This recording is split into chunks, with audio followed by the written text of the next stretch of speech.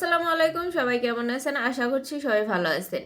তো গতকালকের যে ঘটনাটা ঘটছে, এই যে শিক্ষার্থীরা একজন আরেকজনের সাথে মারামারি করতেছেন, আপনাদের কি একটু বিবেক বুদ্ধি নাই যে আমরাই দেশটা স্বাধীন করলাম, আমরাই স্বৈরাচার তাড়াইলাম, এখন যদি আমরাই বিবেক বুদ্ধিহীন কাজ করি, ধৈর্যহীনতার পরিচয় দিই, যতই যে ঘটনাটাই ঘটুক না কেন সেই ঘটনাটাই বসে সমাধান করা একটা ওয়ে ছিল, একটা সমাধান করা যেতে পারতো। এখন আপনারা সেই সমাধানটা না করে সবাই একজন আরেকজনের সাথে মারামারি দ্বন্দ্ব, একজন আরেকজনকে উস্কানি দিয়ে, মানে এটা কি? আপনারা তো শিক্ষিত মানুষ না, আপনারাই তো এই দেশটাকে এভাবে একটা শান্তির পর্যায়ে নিয়ে আসতেছিলেন, তাহলে কেন আপনারা নিজেরাই এরকম করতেছেন?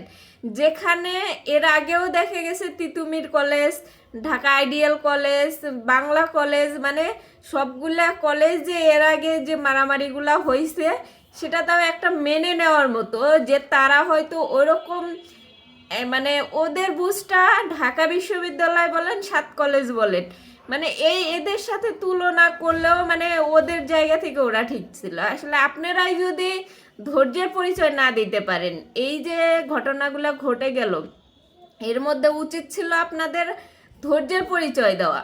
কারণ এরকম ঘটনা ঘটবে, বাংলাদেশের মানুষের ধৈর্যটা এতটা কম হয়ে গেছে যে এই এই বিষয়গুলা কিন্তু বসে সমাধান করা যেতে পারত, কিন্তু তারা বসে সমাধান না করে এই বিষয়টা এমন পর্যায়ে নিয়ে গেছে যে সেটা একটা ন্যাশনাল ইস্যু পর্যায়ে চলে গেছে।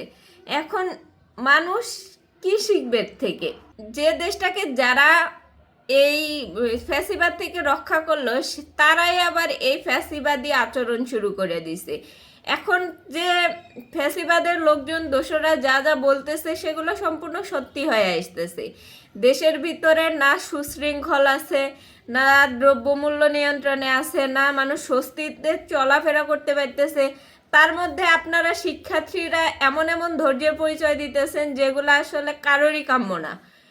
এরকম দেশের মধ্যে যে ছোট ছোট বিষয় নিয়ে যদি আপনারা ধৈর্য না ধরতে পারেন, ভবিষ্যতে গিয়ে আপনারা যখন এইখান থেকে এই শিক্ষা কার্যক্রম থেকে বের হয়ে বড় কোনো পর্যায়ে যাবেন, আপনাদের বস দ্বারা তো আপনারা অনেক সময় আপনি ধরেন যে এটা একটা জব করতেছেন, জব করতে গেলে আপনার বস দ্বারা আপনার অনেক কথাই শুনতে হয়।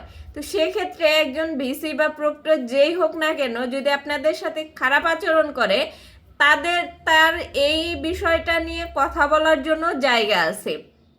এই যে ফ্যাসিবাদ তারাই আপনারা কথা বলার স্বাধীনতা নিয়েও যদি তারপরে আবার আন্দোলন করতে হয়, মারামারি করতে হয়, তাহলে লাভটা কি হইল?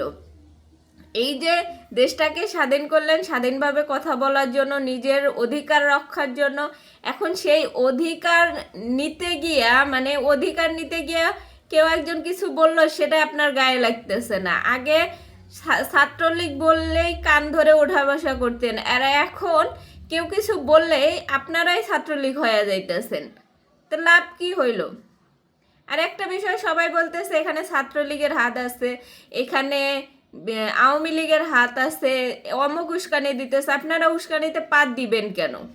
কেন আপনারাও পা দিতেছেন? আপনারা এটা বুঝতে পারতেছেন না যে মারামারি করে এর ভিতরে দেখা গেল যে কালকে রাত্রে যতগুলো লাইভ চলছে, লাইভ দেখছি আমরা, বেশিরভাগ ক্ষেত্রে ছাত্ররা উল্লাস করতেছে, আনন্দ করতেছে। মানে এই যে জুলাইয়ের যে অভ্যুত্থানের মধ্যে তাদের যে একটা ভিতরে একটা দেশপ্রেম ছিল, এই আন্দোলন বর্তমানে যে আন্দোলনগুলো হইতেছে এগুলাতে কোনো দেশপ্রেম নাই, এরা আরো উৎসব করতেছে, মানে মারামারি করতেছে, এটা মানে এক ধরনের উৎসব হয়ে গেছে। এক একজন নাচতেছে, গাইতেছে, লাঠি নিয়ে সেইভাবে হাসতেছে, দৌড়াইতেছে, মানে তাদের কাছে এটা উৎসব।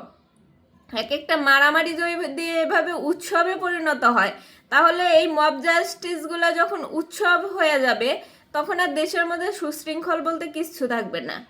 দেশের সর্বোচ্চ পর্যায়ের যে কলেজগুলো আছে তারাই যদি এগুলো করে, তাহলে আর আর মানুষ কি করবে?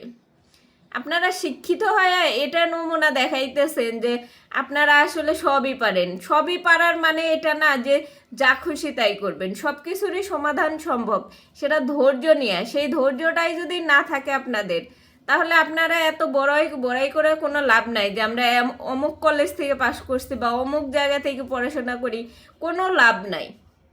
কারণ আপনারা ধৈর্যেরই পরিচয় দিতে পারতেছেন না। দেশটার মধ্যে এমন বিশৃঙ্খলা তৈরি করতেছেন যেটা দেখে মানুষ আরো আগের অবস্থায় ফিরে যেতে চাইতেছে, যে আপনাদের জন্য সেই স্বৈরাচারী ঠিক ছিল, এখন আপনাদের ওই স্বৈরাচারই দরকার।